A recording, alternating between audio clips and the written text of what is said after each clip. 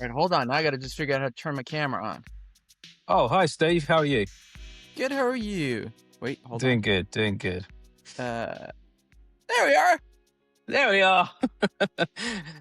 Hey, Steve. How are you? Yeah, I'm doing good, thank you. Nice to meet you this morning. And I have my yeah, I have my thank British tea. I'm ready to go.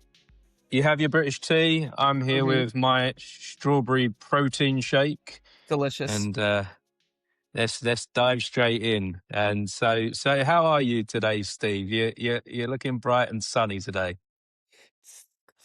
Look at my view. I couldn't ask for anything more. And my beautiful view in my Paddington in my Bayswater flat. Yeah, it's all good. Nice. Wonderful. So we're going to have a chat about your show, Mm-hmm. a slideshow in color. Mm-hmm. Sounds really interesting. I'm trying to get a feel for what happens here. I know there's storytelling, there's poetry, there's music, there's. It sounds to me like a mash of creativity. I'm trying to get a feeling of what it is too, and I've been doing it for a very long time. No, it's funny because the way I always describe it is like um if I tell you a story or you tell me a story and there's a part of our story we kind of look at each other and go, is he exaggerating? Is he just, Hmm. is that really how it happened? Is it just a false memory? Did he create this, extra part? And I always use the example, my Aunt Roberta, who I adore, my dad's sister, she used to come to other family events wearing her wedding gown. And Mm, when I tell people that, they kind of laugh and go, okay, Steve, you're exaggerating. But in Slideshow, when I put the photo up of my sister's bat mitzvah 4 years after my aunt had gotten married, and there's my aunt in her wedding gown, there's a, oh shit, he wasn't kidding. And so what I love about Slideshow is that we offer storytellers, musicians, poets, slam poets, everyday people, comedians, whoever, with the receipts, with the mm. actual, here it is. And that's what kind of makes it magical, is like it's the proof and the raw connectivity of that. I think it's pretty cool. Yeah, it's interesting within storytelling that we sometimes question, is this true, or where does this story come from? I Or I if we often wonder. or if we've injected ourselves into it. Like it's our brother's Yes, story, it's our sister's story, and we're suddenly telling it like it's our story. yeah, or our ego perhaps. Maybe we Yeah. do that. Maybe we add our own ego into the story because we want to present ourselves in a certain way.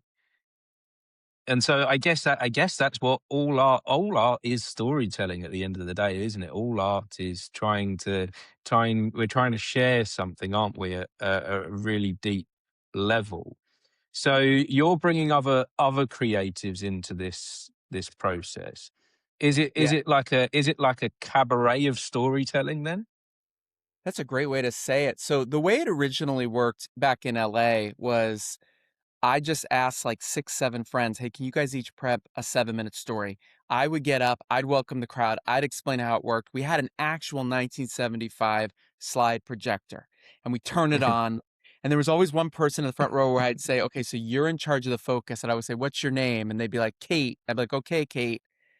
Everyone say hi, Kate, and 70 people go, hi, Kate. And then we'd say, now if something comes up, and I purposely do it where I click it and the image would be blurry behind me, I said, now Hmm. everybody yell, focus, Kate, and everyone would yell, focus, Kate. So the whole night, as the stories progressed, as the performance progressed, if something was blurry, 50, 60 people would yell out a little drunk, focus, Kate, and we'd all start laughing. Um, but yeah, and then what would happen is like I just sort of let it roll right into each other. I had the first performer come up, they do 7 minutes, they'd introduce the next performer, next performer, next performer, and it would end with me. I'd close the show with like a 6 or 7 minute wrap up. I try to Hmm. tie everything together if there was a way I could figure it out to tie it together.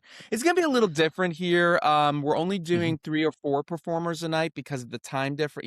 We don't have an hour and a half, 2 hours. We only have about an hour. Um, Hmm. it'll be a little tighter. I'm gonna do little sorbets, if you will, little limoncellos in between each one to freshen your palate. Nice. Um Mhm. and kind of give each performer a break. So yeah, it is a little bit like a cabaret. It's exciting. So yeah. Oh, I love that idea of bringing in the little sorbets. There's definitely something in storytelling that happens. Like if we take it away from theatre for a moment and we take it into our home when we sit round like a table and we sit down with our friends and we have a drink and we have food, that's in some way it some way ignites the storytelling. It in some way ignites the imagination within us. Have you any idea why that is? Well, I think we all want to connect. And I think especially right now is like community is everything. When I moved here, I came here in July. I got a, UK global talent visa. I like to say that my talent is convincing people that I have talent. Um, because everyone's like, "What's your talent?" I'm like, no." But I mean, I do a bunch of things, but the thing I know most is that right now, especially, you get on the tube, you get on a train, and everyone's on their phone. Everyone's looking down. You Mhm. walk down the street and everyone's like, right? I was at Barry's boot camp this morning, or now as it's called Barry's, no boot camp anymore. And they had to make an announcement at the beginning, no phones in class. And I was like, Mm. for 55 minutes, you can't put your phone down and join this community of people who we're all in it together. So I think that's what it's about. I think when we get around, I love being around a dinner table. I love bringing friends over. Um, Mhm. it's been an interesting cultural thing because it's a very American thing. Be like, come over for dinner. And I've had some Brit friends who are like, come over for dinner. We meet out. We meet out at the pub. We meet out for coffee. And they don't get it. Mhm. But when you sit down and you're telling a story, someone else is telling one and it triggers a memory or something, you're like, yes. And Yes. I love that connection to it, and I think that is all what we are craving, and when I got here in July, I have 4 or 5 plays that I've written that are ready to go. Anyone who'd like to finance a play, 3 characters, I got 10 I got all sorts of things going, um, but I really took my time in deciding what I wanted to do, and it really came back to this show because this show has a connective device, which is the Mm. slides, and which is that moment of like, "Yeah, me too." And I can turn my phone off and not be and I'm guilty of it, self-involved, "Do you Yeah. like me? Like me?" That kinda thing. I think that's what it Yeah. is. Yeah, we've become addicted to the social connection through our phones, haven't we? When we and I think for a period of time we've neglected the wonderful power of social connection in the real world Yeah, because we found it also addictive, and so it definitely triggered some dopamine hits from us going yeah, online and connecting on social media. But yeah, now that we're losing that real world connection, like you say, when you go to Bury's the boot camp and they have to say an announcement, we've right. definitely lost something. People are, I often find it sad when we're sitting on the train all in silence, ignoring each other.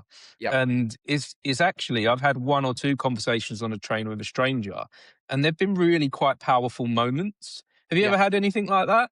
Okay, this just happened this weekend. We were on a train, Oh. and there was a woman and her daughter, and I could hear she had a British accent. And she's like, "We're on the wrong train. We're on the wrong train." She kept saying, "We're on the wrong train." And she was looking, and, we had the circle line, we had the district line, and she's like, "We're on the wrong train." I finally leaned over. I just said, "Where do you need to go?" And she looked at me and she laughed and she said, and in so many words, she said, "How do you know?" Because with your American and or Canadian accent, right? And I said, like, how do I know which direction to go, or how did I know you were lost? Because I laughed. I said to her, I go, when I got here in July, I had no clue. I've been here one other time. I had no clue how your subway system work, how your tubes work. It's so different from I know how the New York City Mhm. ones work. Completely different. But she and I just Yeah. started talking, and then I was telling her, I said, "Oh, yeah, yeah." And I said, I go, You can just jump off this and this stop, run over to the other side, go back one stop." And she's like, "Well, I was thinking of going here." And I was like, "Yeah, if you go there, you could take this to this." And I was amazing myself that one, I had figured all this out and could relay it. Yeah. And not get them lost. But 2, again, she was smiling, and her daughter, who was like 11 or 12, was like looking down, like, the shameful Mhm. pre-tween look, of adults talking in public. Um, but it's cool. It's those moments, when we're in Hyde Park, and we're taking a walk and someone's dog races over to us. And I am always Mm, so honored when a dog comes over and wants me to pet them. I'm like, this is the best thing in the world. yeah. And they're apologizing. I'm like, Mm, no, no, no. But it's connectivity. And I think it's a lost um human trait. Even when we're at the supermarket and we're checking out, and we just say to the checker, "Hey, how's your yeah. day going? Has it been busy?" And they just look up at you like Mm, shocked. You're mm, like, "You want to talk to yeah. me? Of course I want to talk to you." Yeah. Yeah, I got that in a coffee shop the other day from the barista. The barista asked me how my day was, and I was like, "Wow, hold on a Right. second, you wanna talk about my day?" And I was like, and we had a little chat for like 15 minutes. What That's it great. was quiet in there, and we did the typical British thing and talked about the weather, Yeah. and but it was nice, and I discovered that this person had come down from Liverpool and was discovering life down south and how different it was, and it was just a nice little moment that it gave me a new sense of energy for the rest of the day, even more energy Yeah. than the coffee that I went in for. Yeah. Yeah, because I think so much of the phone stuff, especially social media, is finds its base or its link to approval. And I Mhm. feel like a lot of things we put up is like, "Do you like me? Do you like this? Somebody approve me," right? Somebody I better go check. Yes. How many likes did I get? How many I had a friend Oh, along, wow. right? Mhm. It's a powerful thing. Yeah, And like I know it. I say, "Oh, wow," because I did that earlier today. I put a post up and it was like a curiosity of, did anyone appreciate that thing that took me half an hour to do? Like, right, I didn't initially put that thing together for social media to be liked, right, but then afterwards I was started to question, did anyone notice? right. Yes, I had a friend a long time ago who called me, and I answered the phone. This was like so many years Mm. ago when we used to answer our phones. And she said to me, I put a Yeah. post up about she's like, "I put up a post about my niece, and you didn't my best friend, you didn't like it. I've had 13 people like it. I used to get 300 Mm. likes. Why didn't you like it?" And I said, "Because I didn't see it. And also, if you wanted me to like something, why didn't you just what are we talking about?" And that is that thing of like, Yeah. it's interesting to me when I post about a show that I'm doing, when I post about my podcast or my books or any of the things I do, I get a certain amount of, "Oh, cool," it's not giant amounts, everybody, it's a small amount, but when I hand out a card to Slideshow, and I made these cute little cards, "Here, I'll show you one, please." I insist. They Mm. look like Yeah. slides. I designed them to look like a slide. Look, they're squares, they're really cute, and they got a Love little that. Yeah. adorable, right? I Yeah. hand somebody this, they're like, "What is this? Oh my god, yes," and they get excited. Now, will that translate to them coming to see the show, coming to support me, showing up, asking to be in it? Who knows? But Mhm. again, comparatively to me just posting it and people going, like," it's like a subconscious thing of like, approved, approved. Um, it is. We're at a very, interesting time, and Mm. I love when I meet anyone, young, old, any age, who can have a conversation and engage. That's powerful. Yeah. It's funny, I was having this conversation with my daughter this morning. I was driving her to her college, and she was talking very much along the same lines of this. And we were talking about the music industry and how, she's being forced to put stuff online. She just Yeah, wants to do music, but she doesn't want to be forced to do social media. yeah, And so we was having that discussion, but then she was telling me, like, she was saying, everyone my age is forgetting that there's a world out there, that there's a street corner you can go busk on, and that you can go and hand out a leaflet, and someone can interact with your music in the real world. And I just stopped for a moment. I was like, you're 17 and you're getting it. You're like, yeah, my generation forgot it, yeah. but this new generation coming up, I think they're starting to realize. I think they're starting to realize the real world is the human benefit came in, where maybe it's become all too transactional online. Yeah, that's really interesting because I think we crave it. I know that like when you know like you get on a subway and you get off and you hear somebody playing a guitar or somebody singing, and Mhm. there's Yeah. people who will stop and listen, and I love that. And there's other people who are annoyed, like why is that person in here making all that noise? Well, what Yeah. does it matter to you? I just like I laugh in New York City. Oh my God, when people get on this train and start performing on the train, that's where I'm just like, oh God. Like I don't want to pressure of like you're having a performance on a moving object and I only have 2 stops and I don't know if I'm supposed to clap for you. I'm supposed to give you money. Like what is happening here? So I know that I'm guilty of it too, but I again, I think a lot of it too comes down to what happened with the lockdown. I think the Mm, lockdown forced us all into this zone of like this is me, this is who I am, but wait, I still have to show everybody who I am, so mm. so many of my friends who I adore, who are, of course, screaming about politics around the world, they're not like that in person. Could you imagine if, like, No. your friends can you imagine if your friends were like the way they are, like bullhorn or something and, like, yelling at the top Yeah. of their lungs of whatever it is? It's really Mm, it's really interesting, but that's the magic of theater. That's the magic of music. Your daughter gets it. That's the magic of it. mm. Yeah, how can we move more into it then? I wonder, I know you're a podcaster as well. I know you do this thing and you connect with people. And I've definitely found it's changed my life, the connections I've had through conversations. Oh, yeah. Massively.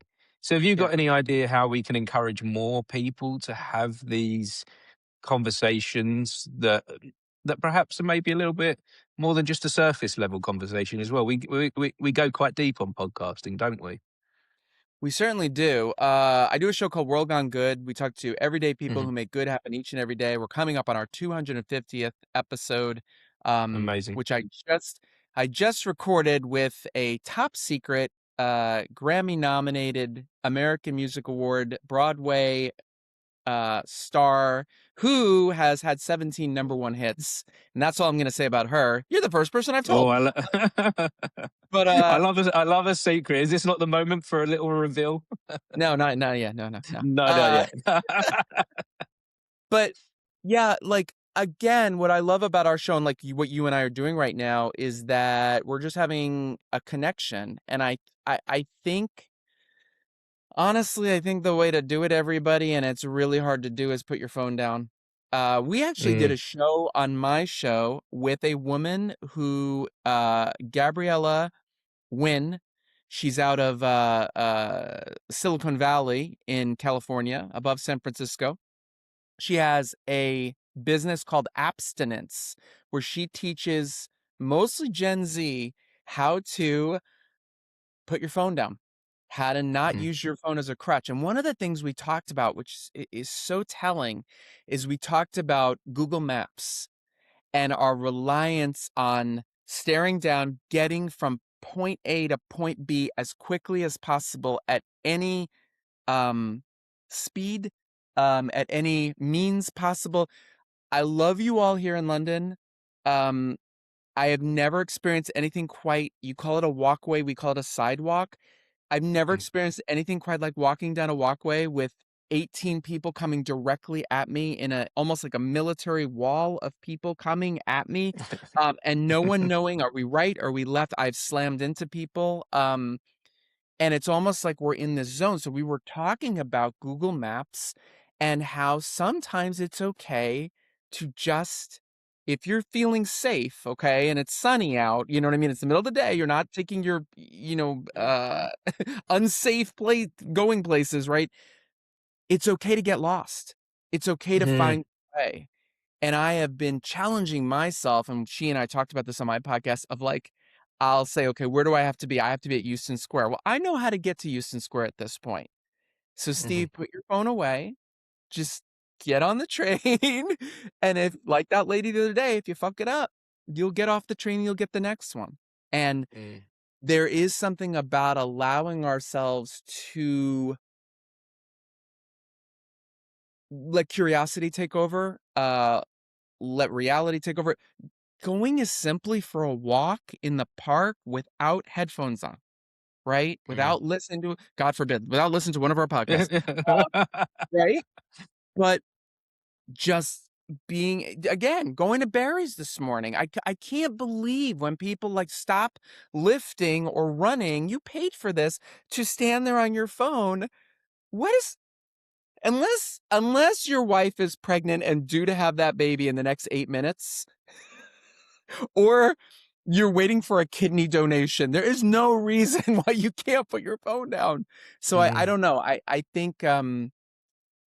think we have to get back to some of that, and I also think that just the immediacy of needing everything right now. Order yes, yeah. from Amazon, it's here in 4 hours. It's okay if it Mhm, takes a couple days. You know, it's yeah. it's hard to get back to. Yeah. Mm. Is that even I an appropriate answer? I don't even know. Edit that. no, I try. I think in these conversations, it's all discovery. It's all I'm talking about editing, then about podcasting. I tend not to take too much out of these Right. podcasts because I say things that are wrong, sometimes, and things that make no sense at all. But even if there's just like a micro bit of what we said that makes sense to one person, then it's worth leaving in, I think. I I love that. think. I love that. Yeah, Yes. it might not make sense to the whole, but to one, then that's why we said it maybe. And I think there's some truth in the processing of just letting the information flow without overthinking how are we going to answer correctly, how are we Yes. going to question correctly. Yes. Um, yeah, coming back to the truth in which you're trying to find within your creativity, I'm trying to find truth within these conversations. And if I Sure. start to chop bits up and take things out, then it's almost like what are we trying to hide? I love that, and I've said on my podcast a lot of times, I'll start a thought and go, "I'll probably edit this out," and then I'll go, "No, I won't, I'll leave it in," and then it's so funny because so many times my guests will say, before I even tell them what it is, they'll go, "Leave it in," Mm, and they start laughing because that's the real, moments. I have things I'm sure like you, like that you say almost on autopilot at times. You have certain mhm, autopilot questions in your head, right? That use and they pop up, and it's the perfect time to ask somebody like, "What? Okay, this is the perfect time with this conversation you're having with somebody." And you're like, "Okay, if you could go back to that person 25 years ago as you are today, what would you tell them?" Right? That's a classic mhm, podcast or interview question. I use it a lot, yes. um, Mhm, and sometimes I overuse it, and sometimes I mm, use it as a crutch, and then I'll lift it out. We close every show of mine with 3 questions. They are easiest one. Where do people find you? How do they get in touch with you? Plug away, right? Question number 2, who inspires you? When I ask this question, I can't tell you how many times somebody goes, "Oh, wow." Because they were not expecting the autopilot question, answer question, right? mhm, And our third question is not a question. It's a simple statement to finish. It goes like this. Finish it any way you like. Tell me something good. And almost 3 to 4 out of 10 times, someone goes, "Tell me something good." Oh, the Shaka Khan Rufus song. yes, yeah. And, Mhm. the pop star who I just had on my show nailed it because she sang it, and Wow. I do the same joke every time on autopilot, which is, "Stop, stop, stop, I can't afford the licensing," and they laugh every time. That's all a joke. But when you ask somebody who inspires them, Mm, they say, "I need a minute." Other times they go, "My mom." They know it right away. Other times they say, "Does it have to be one person?" Or they say, "Does it have to be a person?" And I always say, "It's your inspiration. You take your whatever you want it to be." But this is a key thing you were just saying. This is the part of the show that I don't lift a letter. If there is a 4-second pause, and like in podcasting, a 4-second pause sounds like mhm. 3 weeks. I just did it. If you do an or a or I leave it in because it is the most human of moments. It's the most in the moment of moments, and I love it. And when I ask Mm, somebody to tell me something good, sometimes the greatest one we ever had, I can see her name will come to me. Oh my gosh. I can't think of her name at the moment. This is a long time ago, you guys. I've done almost 250 of these. Forgive me. Ingrid. I did it. Ingrid. Ingrid said she is a trainer. She is a nutritionist. She is an inspirational motivator in person, right? Talker, speaker. Mhm. I asked her to tell me something good. Without missing a beat, she said, sometimes late at night, I wake up from a sound sleep and I go down to the kitchen and I open the refrigerator and I take out Nutella with a spoon and I have two spoonfuls of vegan Nutella at 3 o'clock in the morning and go back to bed. And then she busted out laughing at how funny that was to her. And I just love how random it was. And I said, Ingrid, I love that you're a nutritionist and you're like, she's a bodybuilder. I go, and you're eating Nutella at 2:33. I love that about you. And she goes, I can't believe she's crying laughing. She goes, I can't believe I just admitted that. Those are the moments, right? That's that's the stuff we love. That's the stuff we Mm, crave. that's the magic, and I think that's what people are tuning into a podcast for. They're tuning in for that magic. They're tuning in for that authenticity. You know, I've met some other podcasters that script all of this. Yeah. And I don't fully kind of get that. I think they're doing that for some kind of protection to try and feel safe. But I think you can always hear it and you can feel it when it's scripted. But Yeah. I'd also like to challenge you, and I challenge all podcasters on removing the pauses because a lot of software now gives you an option when you're editing to automatically cut out all those pauses. Yep. However, I feel as the person sitting in the room with the person that pauses, whether it's myself or when I'm listening into a pause, that's where I feel the tension. That's where I feel the weight. Yes. That's where I feel the thinking and consideration. Yes. Yeah. It's And very, so I it's love it. I I oh, I love I love actually to I feel really comfortable in the silence at this point. yes. Yes. Mhm. And the breath and knowing that that person is being so present. And if you pull away from that present, then you're y- y- not ruining, but you're watering down. You're losing a moment. That's Mm, something. I'm no expert, okay, but when I do theater, when I do the podcast, when I write my books, whatever I'm working on is like I constantly ask myself, what is the moment? What's the moment? What do I want you to feel here? And a moment could be laughter. It doesn't have to be some deep, meaningful moment every time, right? no. Um, because laughter counts and tears count and just a breath counts. A moment to think about it. I did a play, my first play in 19 years. I had done a bunch of other things, a scripted play, cast of 10. It was March of 2023, so we're going back to three. Oh my God, 3 years. I can't even do math anymore. Um, but the play was called Happy Birthday McKenna. It was based on something that really did happen, and the question of the play, basically, that I wanted everybody to walk away with was, what would I do in that situation? What would I do in that situation? It's a very simple question. So I set up this idea. Family comes together. Their mom died a long time ago. They're all grown-ups now. They're here for a birthday party. All the siblings are together. The mom died a long time ago. She was buried. And about 30, we do comedy for about 35 minutes. You get to meet all the relationships. Everybody's on stage at the same time.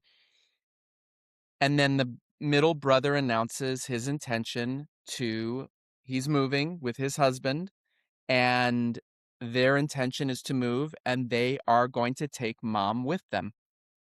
Now, we've Mm, set up that the mother died 30 years ago and she's buried. And this actor I said with, I go, You are one, what are you feeling in this moment? And he said what's the problem? I'm bringing mom with me. Right, because it makes total sense to you. Don't play it defensively. Don't play it offensively. Don't play it like you need approval.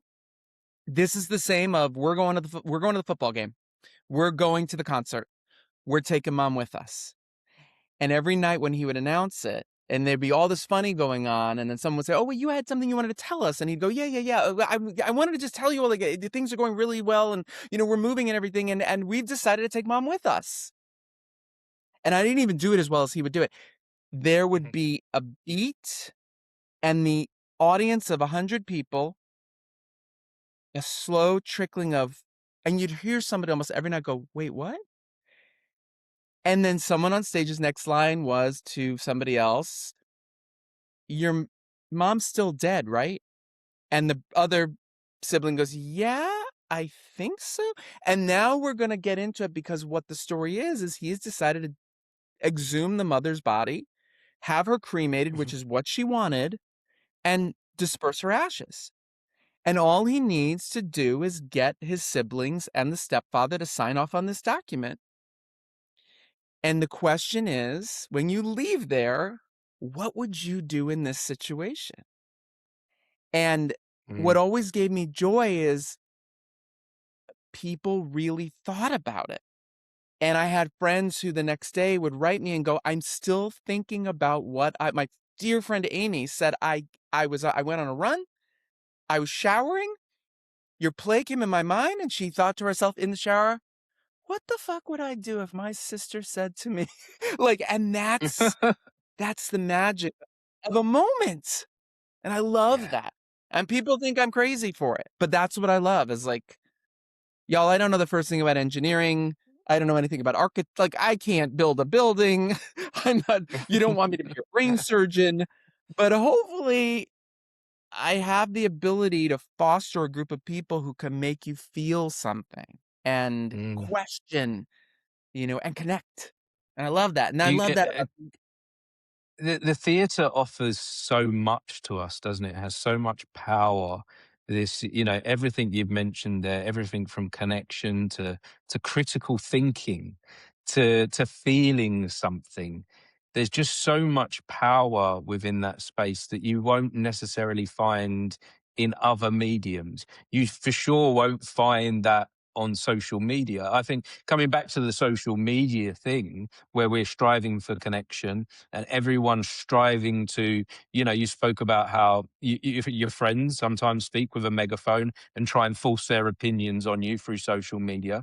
It doesn't work. Has it ever worked on you? If someone's had an opinion on social media and said you must listen to this, you scroll past it, don't you, within well, seconds? well, No. I'm a sucker for. Go on. Now here comes the secret part that you're good. This is the part you wanted a secret revealed.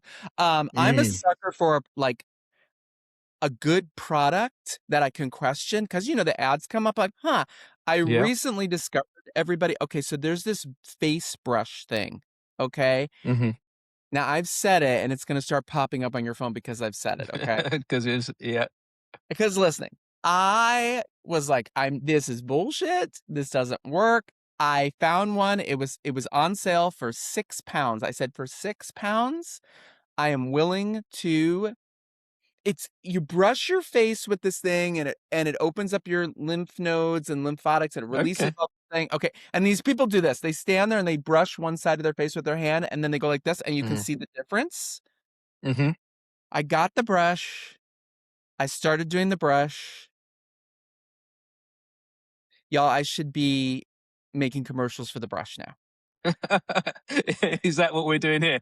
The damn brush works. But I feel that Does way of it? certain, yes, but other things didn't. Other things don't. Mhm. This worked. So it is funny to me sometimes about, like, it depends what the messaging is, and like, that was more of a challenge on my part, where I was just like, "Okay, Mhm. £6. Shall we?" Yes. That's your curiosity, though. That's Yeah. and I think there's something in podcasters that are driven by curiosity, Oh, and yeah. that's a sense of I want to go down that rabbit hole, and if £6 is the entry, I'm going. How much would the Botox have been, guys? Like, let's just be honest Mm. here. It would have been way more than £6. And so, yeah, I mean, I don't know. I think that, again, I think it's a combination of connection and wanting to be heard. And I think that's such an interesting thing, and that's really, um again, what can be magical about theater is like I always say is like we go into theater as an audience member and we want it to be great, right? Hmm. We are Yes. it's like a football game, it's like any sports team. We are rooting for our team, right? We don't want to see a bad show. Like when you go to stand-up comedy and like there's like three great people and then there's the person who's not they're not bad, but they're just not as good as the other one, and you're dying inside for that because Yeah. it feels like they're dying and they're not even that bad. It's just we want we want to support each other. And that is the magic Mhm. of theater. And there's plenty of shows I've seen that people have loved, and I won't name them. I just saw one 2 weeks Mhm. ago that everybody loved, and people are like, "Oh my god, you saw it. What did you think?" And I went, "Maybe it was all everybody else hyping it up. Maybe it was everybody else yelling to tell me that I will love it." I didn't love it. Mm. I liked it.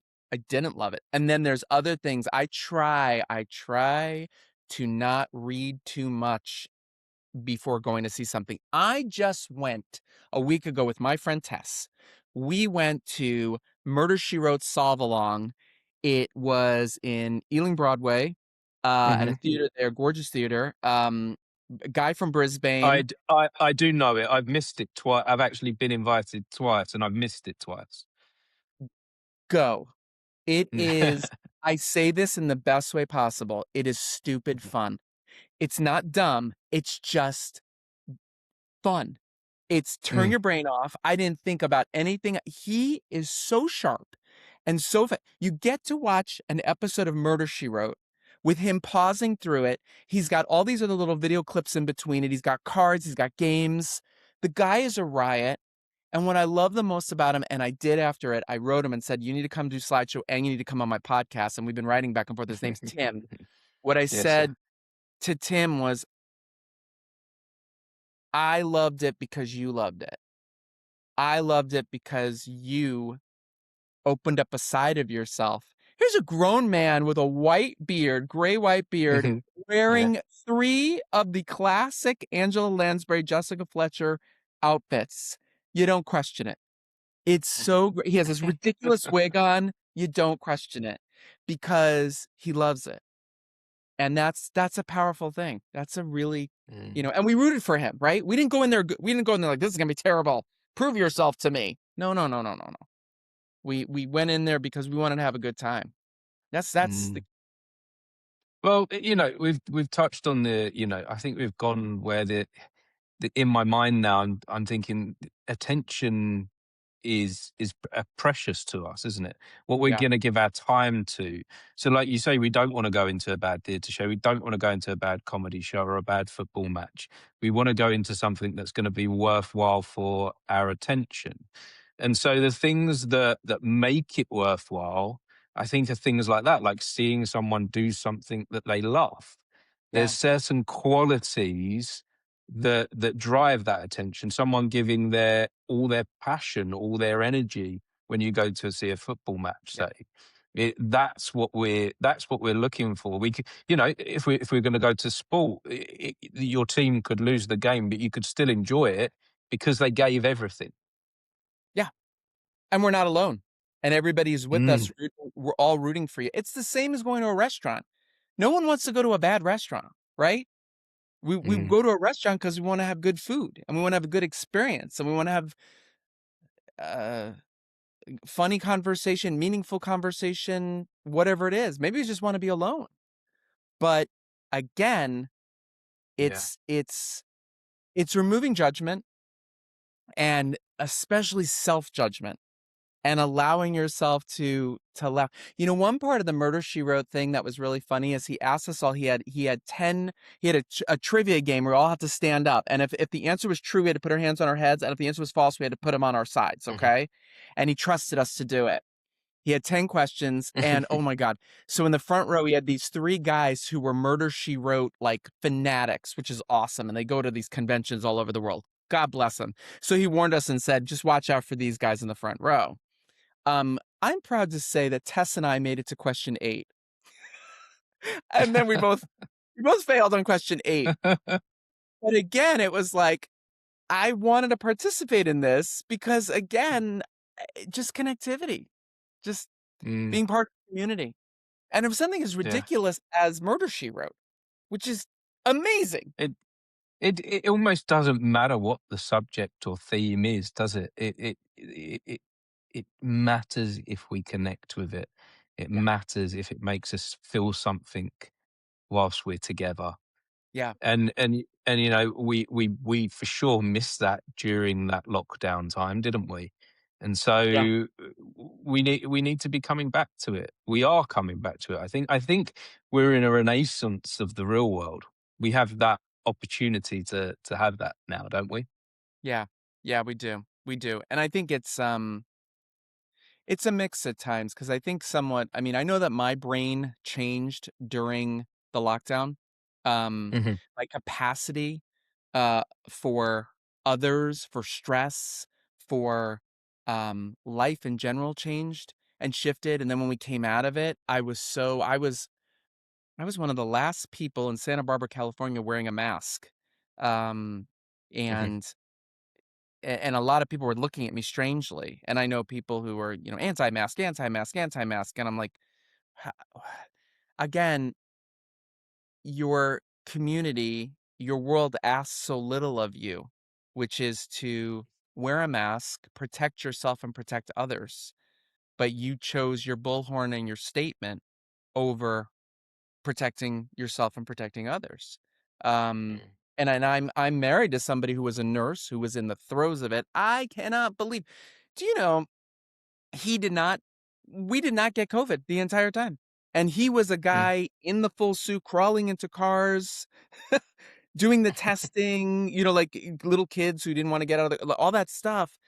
And we didn't get it. We didn't get it until we finally the lockdown lifted and we went finally 2 years out later, we went to Hawaii, and of course, we got Mm. it on our way to Hawaii. But we wore an N95 on the plane, and I know we got it on the plane because where else would we have gotten it? And and it is interesting because I just think that I know my brain shifted and my capacity for, you know, running to do 7 things on a Saturday night went to, how much longer do we gotta be here? I got a couch, Yes, yes. and a TV and at the time, 3 dogs that are missing me at home, so I think I'd like to go home now. Um, but yeah, Mhm. it is nice, and it is a great thing when we can, come together. Yeah. Yeah. Yeah, for sure.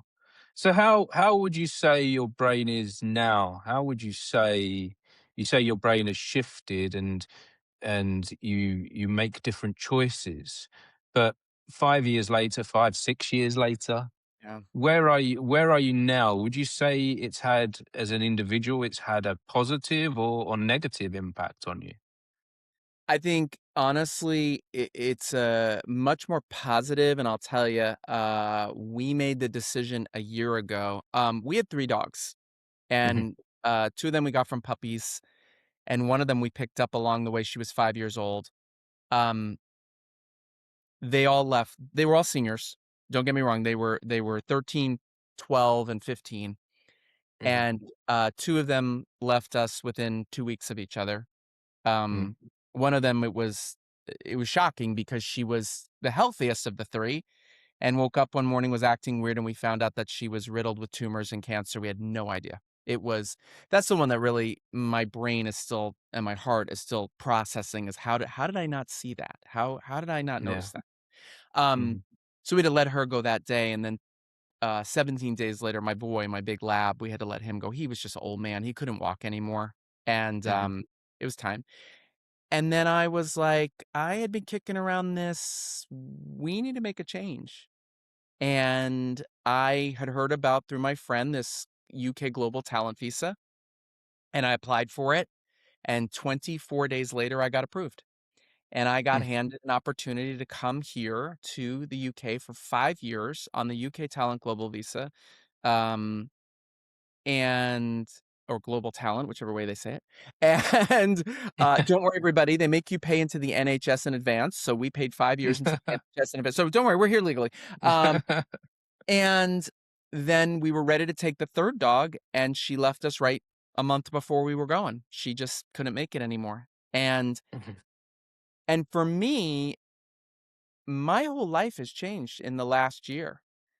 And some ways I'm way more adventurous than I had ever been. Oh my gosh, you come here just like if you went to California and you go Mhm. crazy for like 8 weeks, you know what I mean? Like we were doing everything and then we started to settle into it. You know what I mean? It started becoming Mhm. our home and less vacationy, if you will.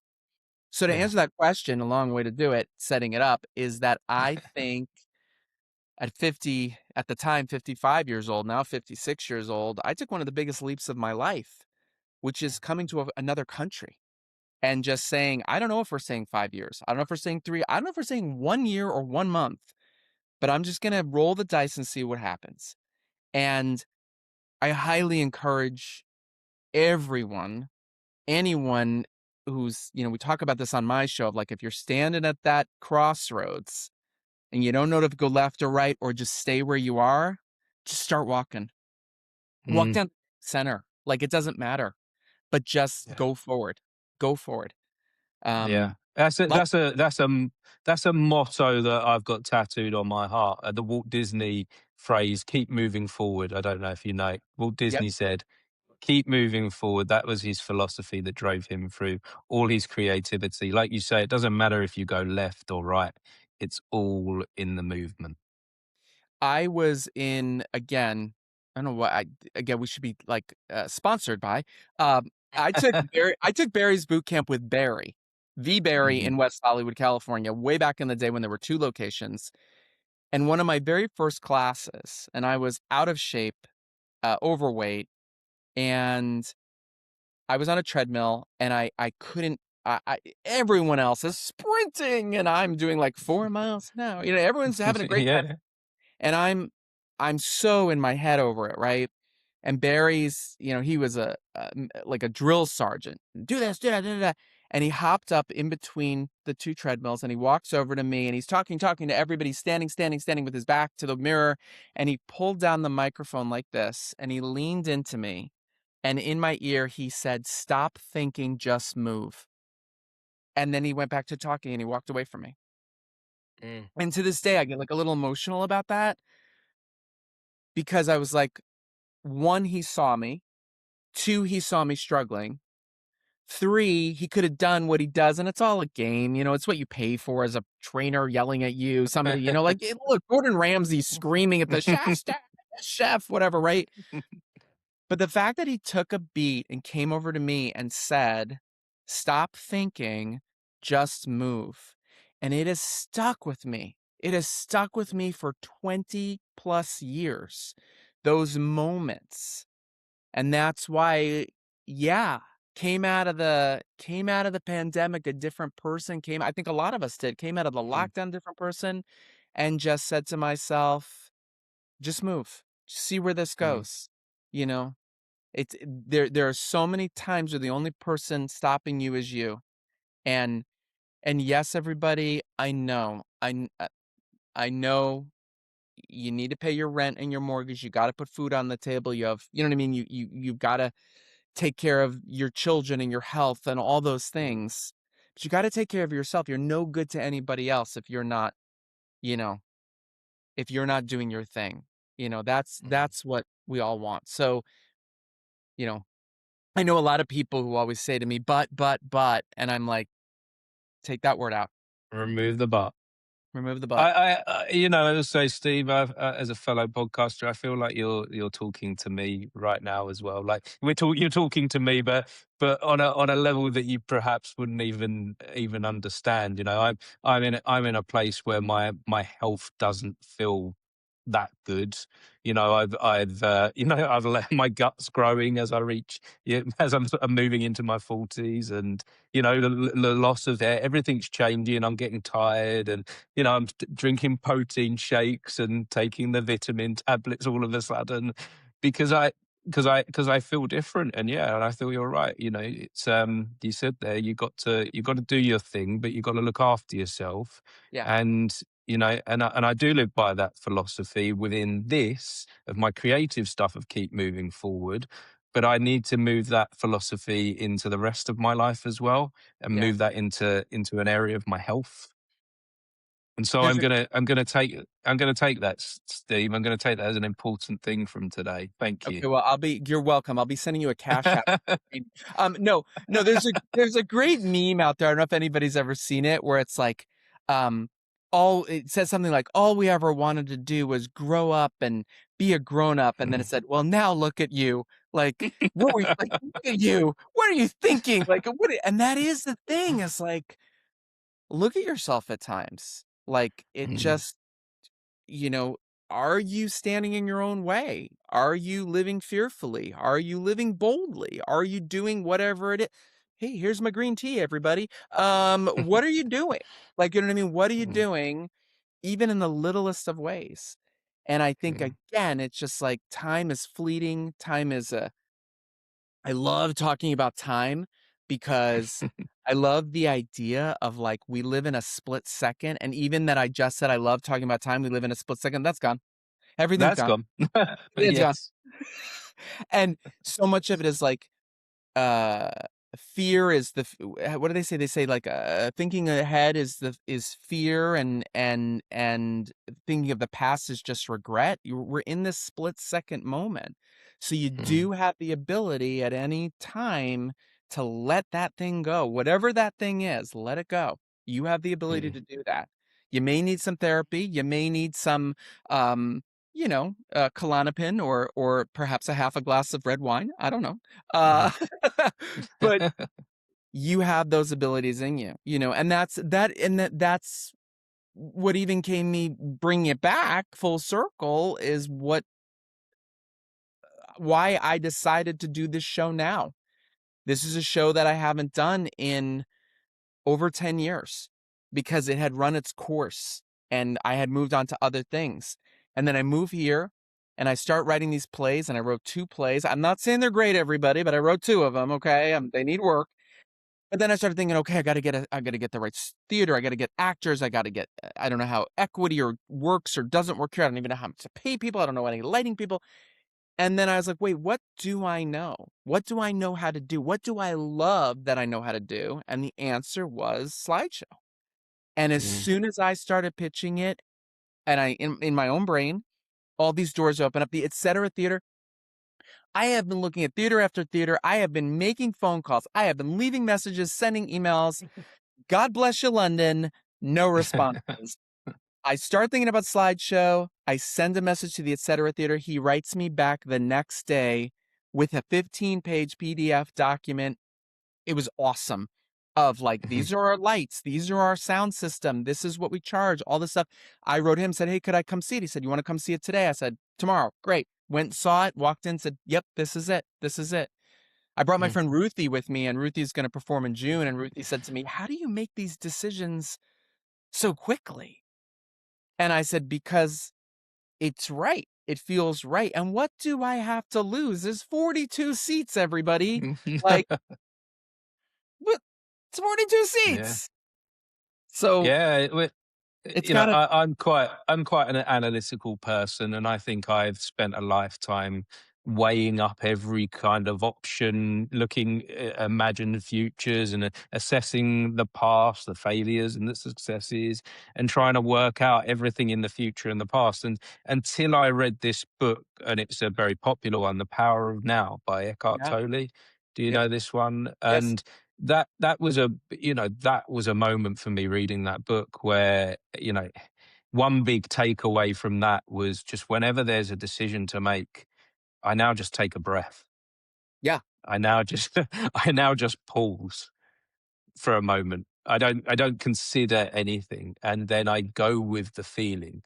And I think there's some you said you when your friend asked you about how do you make this decision, you go with what you feel is right. I think there's so much there that we can trust within the gut, yeah, and we should eh, listen to that more.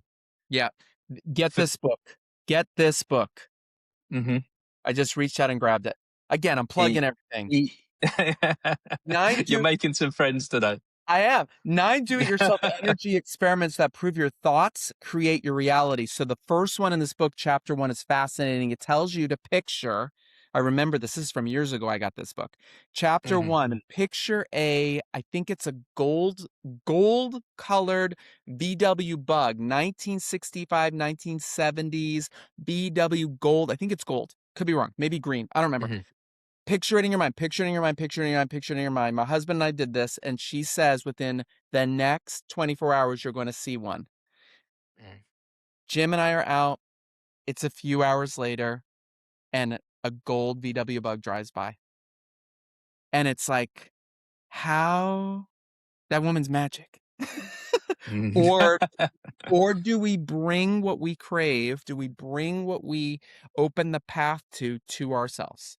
And Mhm, it's a really powerful thing. And it doesn't always work, everybody. Like I'll say this. My mother a couple years ago said, I was talking to your sister about how successful you are and how successful you are. Oh, you've had so many successes. And I'm listening thinking, me? And then I said, right? Because it's what we do, right? mhm, Um, but I said, Mom, do you know for the handful of successes, there's a line of 100 failures. And I embrace every one of those fails. And 100 times I've been told no. And I talk about this on my show. I love a no. I love a no. mhm, I love a yes.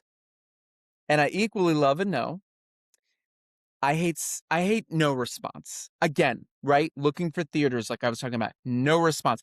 All respect to anybody running a theater here in London. mhm, No answer gets that thing in me, and I take a little time to process and I move it over here and go, okay, that's a no, mhm, obviously. But I love a no because a mhm, no says, okay, it's not that. Now it's time to go to the next thing. Now it's time to find the mhm. yes. So it's yeah, Yeah. And that comes back to that connection and communication, isn't it? I guess you put energy into this idea and yeah, you're looking for some form of connection, even if it's a redirection in where you need to go.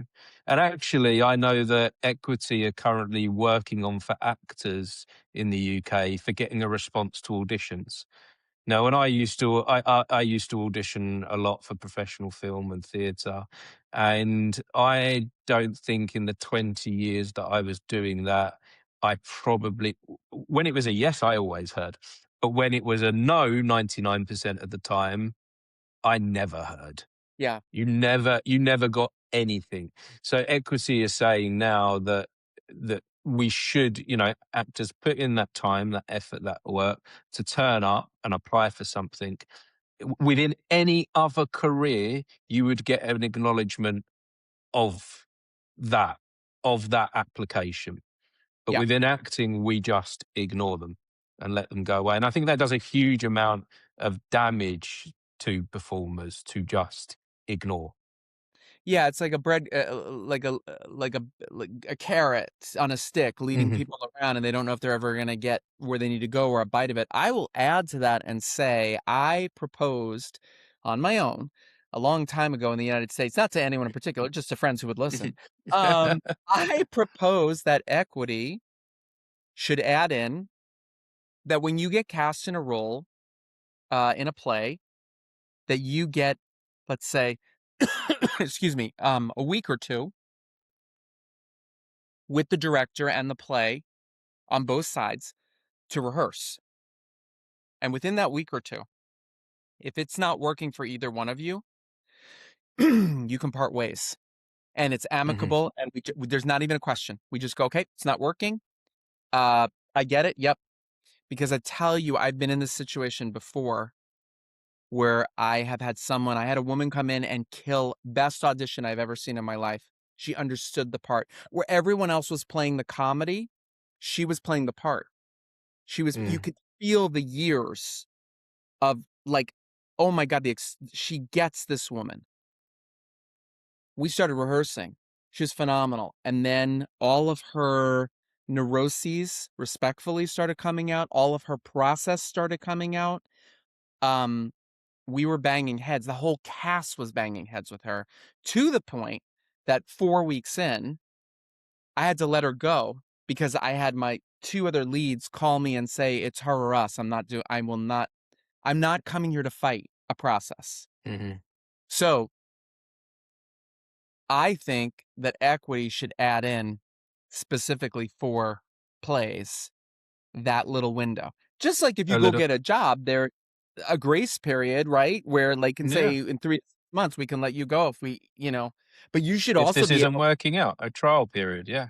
you should also, as an actor, be able to say that director and I don't speak the same language. And as a Mm, director, when I did McKenna, I had 14 actors in 10 parts. That means I had to come up with 14 different ways to communicate. And people who are not actors and not in the theater don't quite understand this. I had Heather Tyler, who I adore Heather. Heather and I are the story people, right? Okay, this is where she came from. This is where she was. This she did. Oh yeah, yeah, I love that. Okay, what if she did this? Dylan. I tried to story with Dylan, and Dylan said this to me. Okay, yeah, so more direct. And I went, oh fuck, Steve. Dylan is a one-word guy. What the fuck am I telling him a story for? Where I would just mhm. say Dylan, and he'd go, yeah, and I'd go pensive. Got it. And I don't have to tell an 8-minute story. I'd love to tell an 8-minute story. I used to do a thing with Dylan called Land the Plane. Mhm. Uh, which doesn't make it's not going to make sense to anyone but us. He had a fight scene with the stepfather that was 4 pages that I wrote, but Dylan sometimes in rehearsals, and he killed it in performance. We'd get 2 lines in, and I'd yell out, "Land the plane, Dylan," and he'd go, "Sorry, yep, let's start again. Let's start again." What I meant by that, Dylan used to, when you're doing an argument scene with another actor, if you're here at 30,000 feet on the first line, you got nowhere to go, everybody. Yeah. And Mhm. when you see theater and someone explodes and then they have 4 pages, fuck me. It's just Mm. yelling at that point. And then you It's immediately, exhausting. it's exhausting. And I Mm. told both these actors and I said, guys, him and Carl, who's right in this situation? And they both said, I am. And the entire cast started laughing. I said, right, play that. Don't even listen to each other. Why are you Mm. listening to him? You're right. This happened 35 years ago. You're right. Do not listen. Do not. Horrible advice for an actor, right? Yeah, yeah, I'm just thinking that. That Yeah, goes horrible. against a lot of the team. But that comes back to truth. The Yes. truth is, as human beings, we often don't listen. The majority of us aren't listening. We're so busy talking. We're so busy with what we have to say that nothing is going in. So when we watch actors, we want to see them portraying a truth. Yes. And so sometimes we have to take that stance of not listening. We set up in my play the whole time that Tommy, the character Dylan plays, is the one we should be rooting for. And his stepfather, I give him very little to say for a very long time. But when he starts speaking, I loved it because friends and critics too, would say it was so powerful because I could see the years between them, but I also started rooting for the villain. Mm. And I would always warn Carl, don't get angry.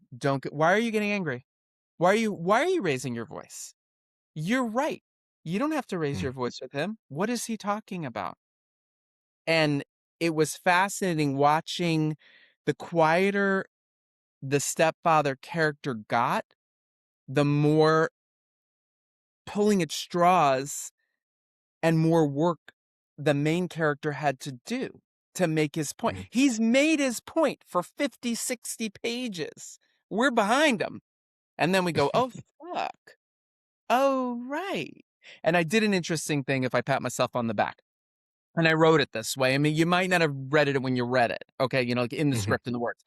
I Mhm. cast a black actor as the stepfather with a white stepson. And I did it for a reason because in my mind, and I work with Carl, who's a black actor, what was it like 40 years ago to marry a white woman in the world then and to take on her 3 white children and then have a child with her yourself? And we had another actor on the stage playing that child, right? Who's now grown up. But it gave him so much to work with. And suddenly when he started talking, we start going, okay, this is why he was Mm, the way he was. mm, And you can layer in all these great things. But again, if you start an argument here, by the third exchange, I'm tired, mm. man. Don't yell any of the lines. It's so much more powerful. I always tell actors, if you want to do comedy and you don't know what to do with a line, play passive aggressive. Nothing Mm. is funnier than passive aggressive. If you play passive aggressive, I will howl laughing. Any line is funnier if you play it passive aggressive. I think the thing with us as actors is, yes, we're storytellers, but we're also going on a journey of discovery Hmm. within that story. And Hmm. so it's important to do that with the audience, to discover things, to go on a deeper level than just the words. Yeah. And I think that's why we like to do that thing of we're doing all that research and we're pulling the play apart, is because it matters on a deeper level, more than just what we're saying. And so, anyway, so at this point, Steve, this has been a wonderful conversation. I do feel like I could chat to you all day about this stuff, Let's keep going. and An 11-part series. well, if there's ever the opportunity to join you on your podcast, I'd be straight in so that we could continue Where this. that is being arranged. That is totally being arranged. That is happening. Good, yeah. I look forward to it. I'd look for, and not necessarily to, to share my story or anything like that, but like I say, just simply to continue this conversation and this exploration that we're having here. But at this point of the conversation, I have my question that I now ask all of my guests for you, and it takes us a little bit away from the topics that we've been talking about so far. But I find this question to be a deep human question for all of us. And so, Steve, my final question for you is, how would you make this a better world?